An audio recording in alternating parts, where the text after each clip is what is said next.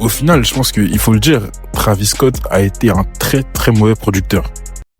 Travis Scott, en 2017, a lancé son véritable label, Jack Boys. C'est quelque chose qui se fait souvent entre artistes. Tous les artistes, quasiment, quand ils ont un certain niveau de popularité, le font, puisque c'est toi qui gères ta musique, c'est toi qui gères tes droits, c'est toi qui gères ta production. Et au final, quand tu fais le constat, 8 ans plus tard, la plupart des artistes sont des flops. Ok, t'as Don Toliver, franchement, il faut le reconnaître, lui, ça a très très bien marché. Il a réussi à totalement prendre son indépendance, et à chaque fois qu'il est invité sur un Jack Boys, il le rend très très très bien. Mais quand tu regardes des Sofego, quand tu regardes des Sheck Wes, quand tu regardes même Smoke Purp, au tout début, même si on nous dira que oui, ils ont jamais été en contact, tout ce qu'on veut, ils étaient clairement affiliés, et ils s'affichaient comme affiliés. À côté, Malou Trevero, ils ont tous flop, et c'est dommage parce que, au-delà de la musique, c'était pas forcément des mauvais artistes.